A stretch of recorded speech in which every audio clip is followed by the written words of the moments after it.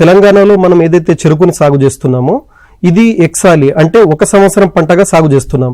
కొన్ని ప్రాంతాల్లో దీన్ని అడసాలి లాగా అంటే 18 నెలల పంటగా కూడా సాగు చేసే ప్రాంతాలు ఉన్నాయి.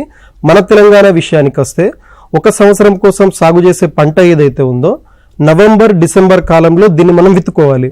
అయితే లేబర్ల కొరత వల్ల కొన్నిసార్లు మనం కోత అనేది ఆలస్యం అవడం కావచ్చు, లేదా వేరే వేరే పరిస్థితుల వల్ల చాలా మంది రైతులు ఫిబ్రవరి మార్చి వరకు కూడా విత్తుకోవడం అనేది జరుగుతూ ఉంటుంది. ఇట్లా ఎప్పుడైతే డిలే అవుతుందో అటువంటి సమయం లోపల చీడపీడల సమస్యలు మొక్కలో ఎక్కువగా ఉంటాయి. ముఖ్యంగా పీక పురుగు ఏదైతే ఉందో దీని ఉధృతి కాస్త ఫిబ్రవరి తర్వాత నాటుకున్న దాంట్లోపల ఎక్కువగా ఉంటుంది. అదేవిధంగా మనం కొన్నిసార్లు ఏదైతే కేవలం విత్తనం కోసమే జూన్ జూలైలో నాటుకుంటామో అటువంటి పంటల్లో కూడా కొన్ని రకాల తెగులైనటువంటి వడలు తెగులు కానీ ఎర్రకులు తెగులు కానీ కాస్త ఎక్కువగా ఆశించేటువంటి ఆస్కారం ఉంటుంది. కాబట్టి అట్లా ఎవరైతే విత్తనం కోసం జూన్ జూలైలో నాటుకుంటారో అటువంటి రైతులు ఇంకాస్త పరీక్షగా వాటిని మొక్కని అబ్జర్వ్ చేసుకుంటూ సరైన సమయంలో సస్యరక్షణ చర్యలు అనేవి తీసుకోవాలి.